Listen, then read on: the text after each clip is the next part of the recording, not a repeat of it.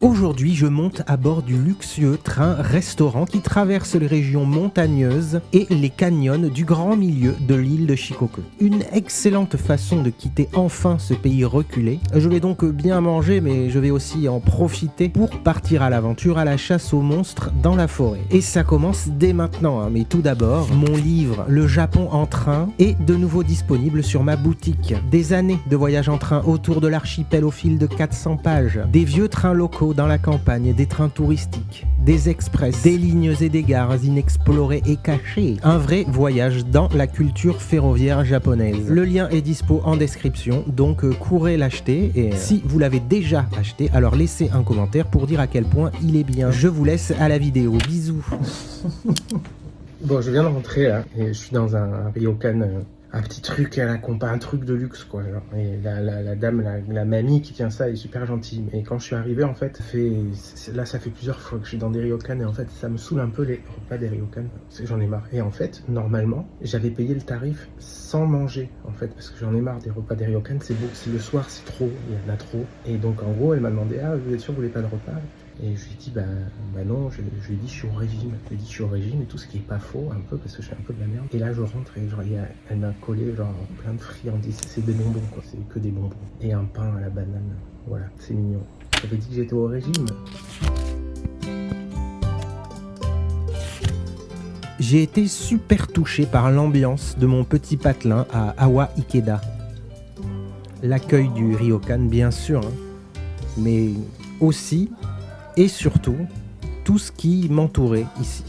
La bonne humeur des locaux et les petits commerces qui organisaient mes déambulations quotidiennes, la plupart du temps en direction de la gare.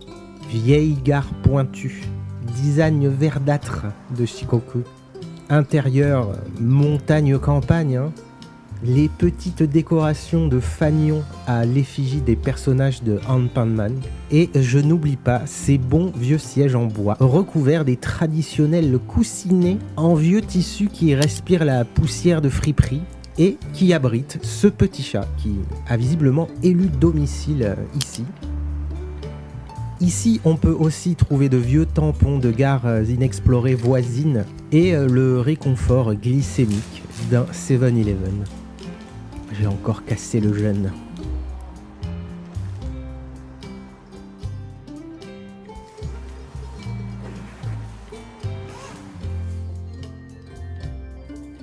D'ailleurs, chose intéressante ici, il y a un pain qui a été épargné lors de l'agrandissement du quai et qui est planté là toujours dans le béton. Fier petit pain.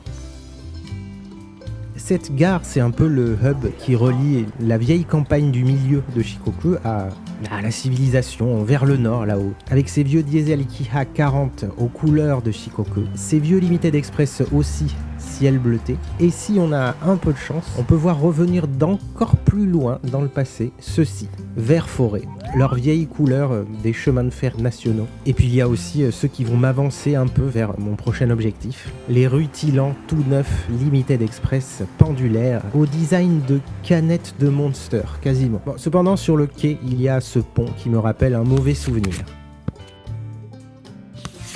Je prends donc la route vers mon mauvais souvenir. Cette route que j'ai empruntée dans tous ces types de carrosses, hein, local ou green class. Là, je pars de Ikeda jusqu'à Hoboke et les gorges de Hoboke, dans le plein milieu.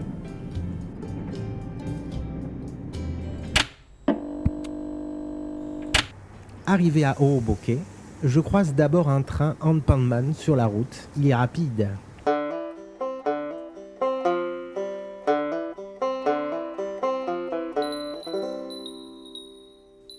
Et je vais avoir à peu près 3-4 heures, je sais plus, à attendre que mon train resto parte d'ici. Alors bon, je peux profiter de la gare, un peu.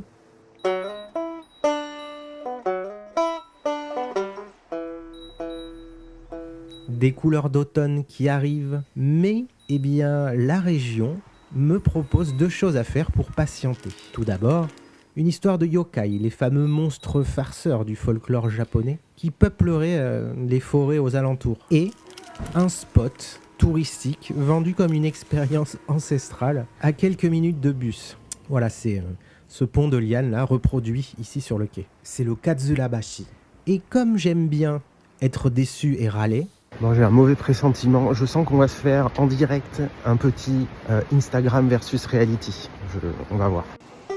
Je ne sais plus trop si j'étais à Shikoku ou sur l'attraction Indiana Jones à Disneyland Paris. Voilà encore un lieu random, surexploité par la ville, où se déversent des bus entiers de badauds, venus faire des selfies sur un pont en bois devant des décors que vous pouvez voir en 10 fois mieux n'importe où dans les 50 bornes alentours. Ce pont est un gimmick poncé par les influenceurs voyage, grassement payés par les préfectures, pour venir filmer à 5h du mat alors qu'il n'y a personne, et vous vendre ça comme un coin reculé de la campagne, je cite, « inconnu des touristes ». Je me suis rabattu sur la bouffe, bien évidemment. Bon, c'est bien ce que je pensais, c'est farci de monde. C'est typiquement, en fait, je le savais, je suis venu quand même, mais je m'en doutais. En plus, on est un dimanche là, mais c'est typiquement le genre d'endroit là, le Kazurabashi. Sur Instagram, on dirait que c'est un truc perdu dans la montagne et tout. Non, pas du tout, c'est ultra touristique. C'est genre méga touristique. Il y a des bus de tourisme de Kazurabashi perdus dans la forêt millénaire de Shikoku. C'est un gros spot touristique avec plein de monde. Je vais aller voir des trucs mieux maintenant. Voilà, je me suis acheté des mikan chez une mamie sur le parking des bus de tourisme.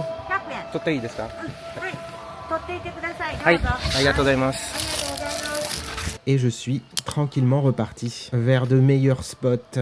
Oh, je me doutais que ça allait me décevoir, que ça allait être blindé de monde. Mais vraiment, il y avait du monde, ça criait, tout ça. Pas du tout agréable. Je m'en doutais. Il y a un truc bizarre que je veux voir. Bienvenue aux gorges de Hohoboke.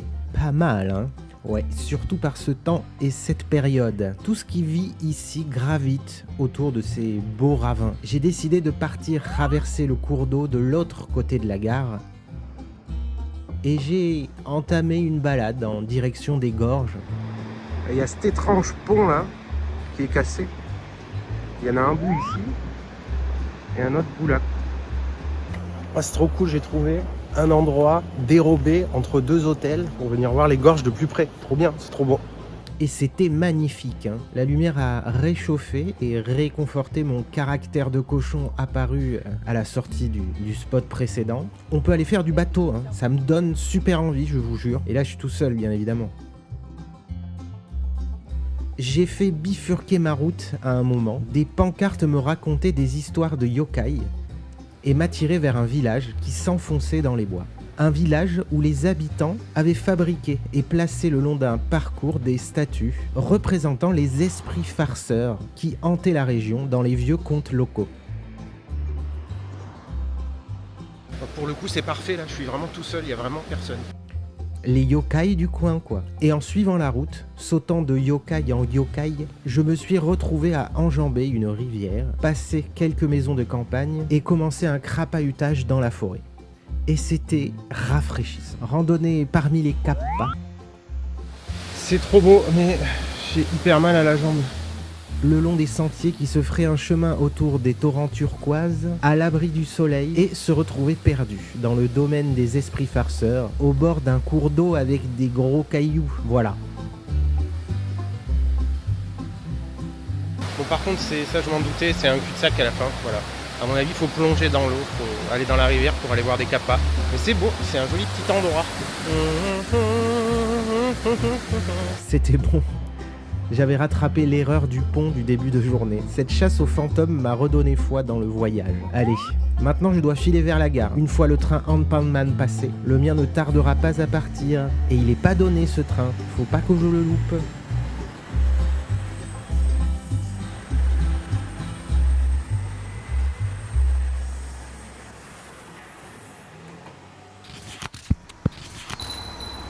Le son du diesel se confond avec celui des cloches Furin à la gare de Hohoboke.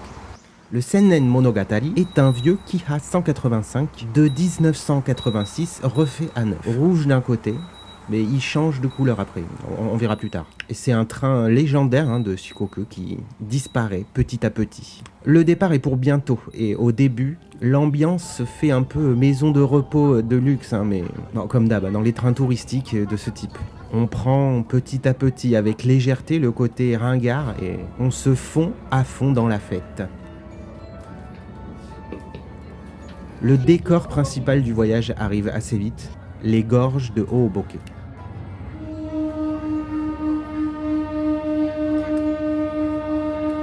Et bien évidemment, le train roule au ralenti à chaque fois qu'un endroit ultra scénique se présente à nous. Je suis obligé de laisser cette douce musique, désolé. Ça fait partie du voyage. Et pour faire passer un peu les multiples tunnels qui commencent à arriver, on nous emmène le repas. On appelle ça une yusambako, une sorte de bento à 3 étages. Une fois la belle porte en bois retirée, on pousse derrière pour faire avancer les 3 étages. C'est inspiré de vieilles boîtes à pique-nique des ères passées qui permettaient de transporter plusieurs bento identiques.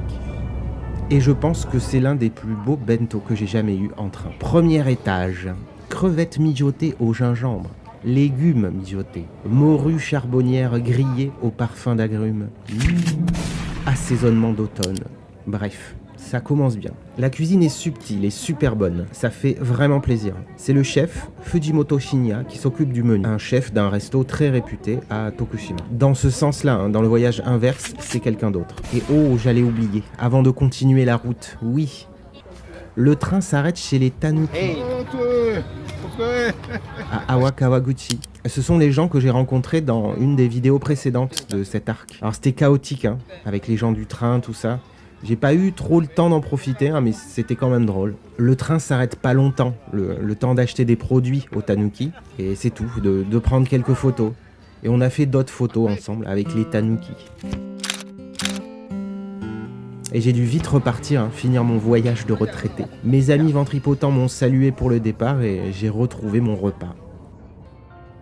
Le staff a mis un petit mouchoir pour protéger. Et passons au 2e étage, accompagné d'une petite soupe miso avec des tranches de chikua qui flottent.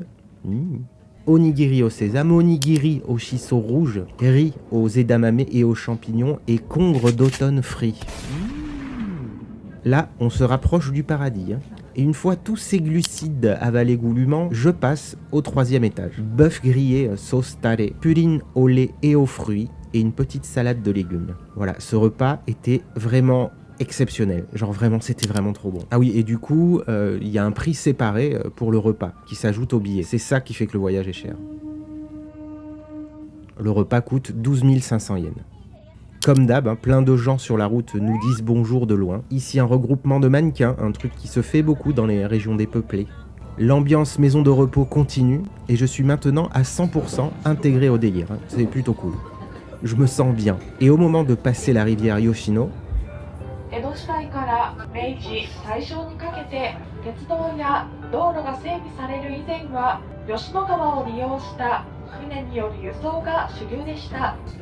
après une petite leçon d'histoire,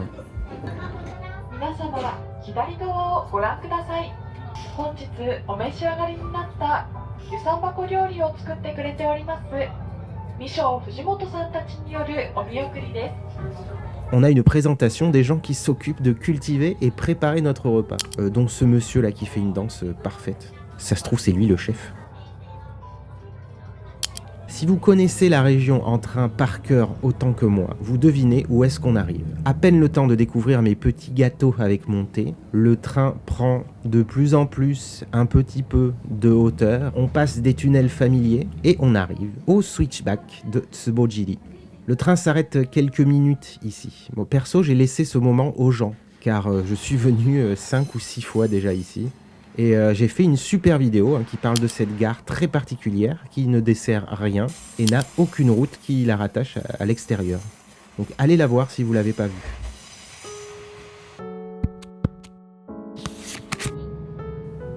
Une fois Tsubojiri passé, le train arrive dans des zones de campagne plus plates et reposantes. La lumière commence à baisser. Le voyage touche bientôt à sa fin, ouais. Ouais, je tire la gueule, mais non, c'était cool. C'est juste, je fais une tête normale, en fait. J'en fais pas des caisses pour la caméra. J'ai une tête normale, je tire pas la gueule. On s'arrête à Kotohira. J'en profite pour me dégourdir les jambes. Le train se vide petit à petit et la nuit commence à venir. On s'approche de plus en plus des villes. La fête est finie. C'était cool, et ça faisait longtemps que j'avais pas pris de train touristique ringardos, chicos.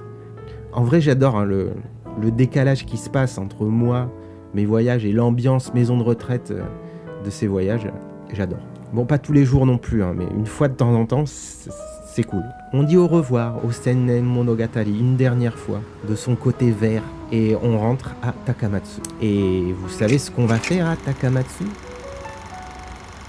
Merci d'être resté jusqu'au bout. N'oubliez pas de liker si vous avez aimé, de vous abonner si ce n'est pas déjà fait. Et dites-moi votre avis sur les ambiances maison de repos en train. N'oubliez pas de partager aussi, ça aide énormément. N'oubliez pas aussi que mon livre de 400 pages, Le Japon en train, exceptionnel, est disponible sur ma boutique. Des années de voyage en train à travers l'archipel au fil des pages. Le lien est en description. Courez l'acheter, vous ne le regretterez pas. Et si c'est déjà fait, alors laissez un commentaire pour dire à quel point il est bien. Merci et on se voit à la prochaine vidéo. Bisous!